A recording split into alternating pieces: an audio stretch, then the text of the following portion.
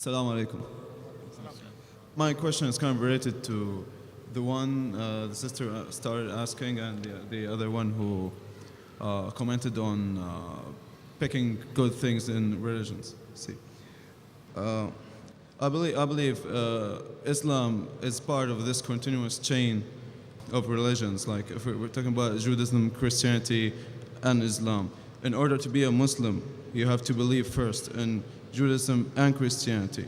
My question is, like the similarities and the crucifixion of the Christ, like let me say the Islamic story about the crucifixion of the Christ, in other words, and I believe that it's, once this issue is clarified, we'll have no more major differences, like gaps will just turn off. The brother asked the question, he has posed two parts of the question, that a Muslim can only be a Muslim first if he believes in Judaism and Christianity and then Islam, which I disagree, brother. Allah says in the Quran in Surah Al-Imran, chapter number 3, verse number 19, Inna dina indallah al-Islam. The only religion acceptable in the sight of Allah is Islam. So what Moses, peace be upon him, preached was nothing but Islam. He never preached Judaism. What Jesus Christ, peace be upon him, preached was nothing but Islam. He never preached Christianity. The word Christianity doesn't exist in the Bible. Do you know that? The word Christianity doesn't exist in the Bible. The first time the word Christian is used in the book of Acts. In the book of Acts it says that the people of Antioch, they called the followers of Jesus Christ as Christians. It was a nickname given by the people of Antioch. Jesus Christ, peace be upon him, never heard the word Christian in his life. Do you know that? So where did he teach Christianity? So for you to say a Muslim should first follow Judaism, Christianity, then Islam is totally wrong. Inna dina indallah al-Islam, the only religion acceptable in the sight of Allah is Islam. What all the messengers preached is nothing but Islam. These, what you find, the Bible and the other books, they are the corrupted form of the original revelations. Now coming to your question, that what is the Islamic version of crucifixion? What Islam has to say about crucifixion?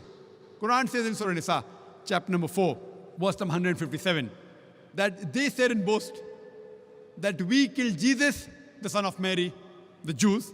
They said in boast, we killed Jesus, son of Mary. وَمَا قَتُلُوا وَمَا صَلَبُوا. They killed him not, neither did they crucify him.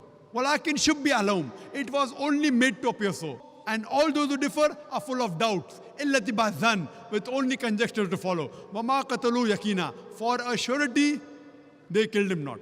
So according to the Quran, the Jews said in boast that we killed Jesus Christ, peace be upon him, but they killed him not, neither did they crucify him. It was only made to appear so.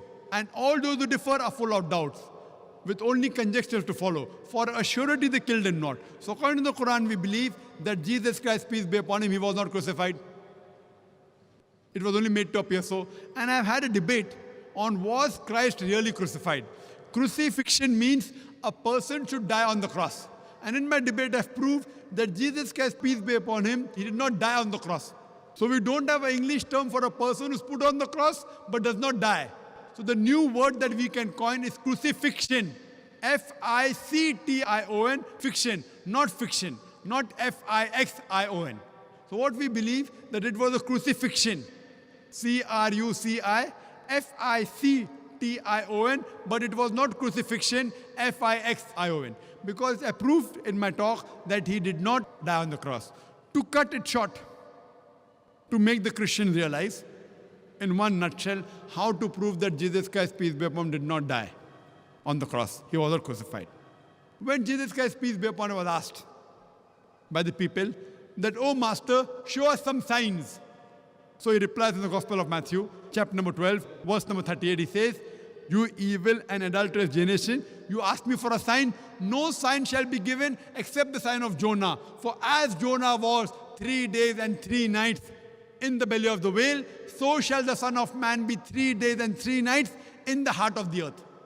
Now, anyone who's a Christian, he knows the sign of Jonah, he has to go to the book of Jonah. It is only one page, only 2 sides.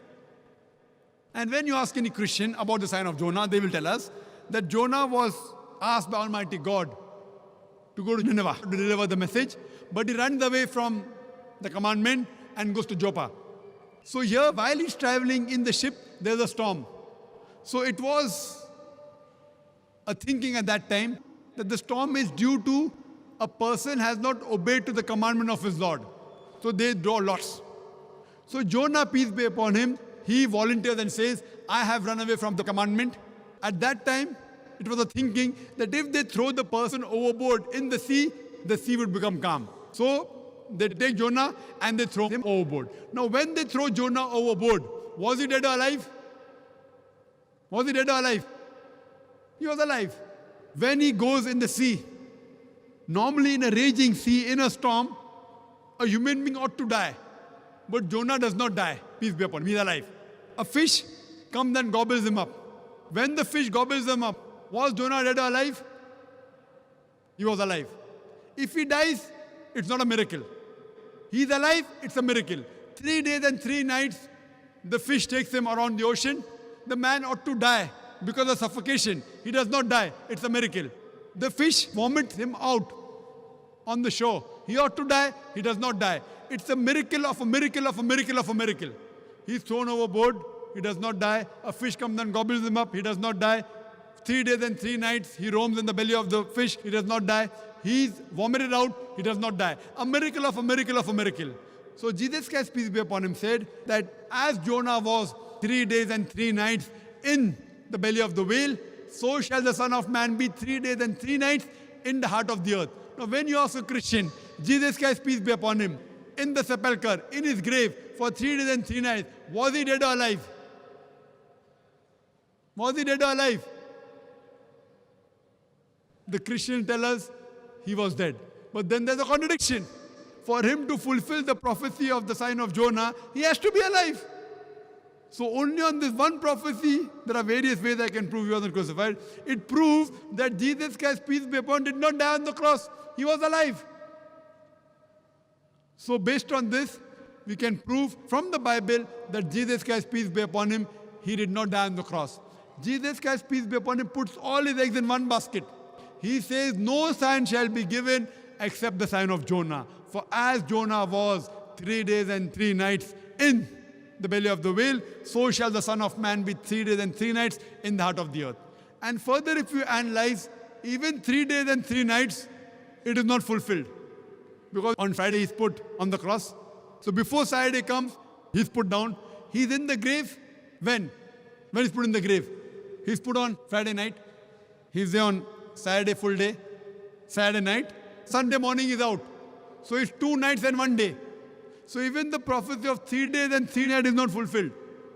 But surely if he has to fulfill the other way, like Jonah, he has to be alive.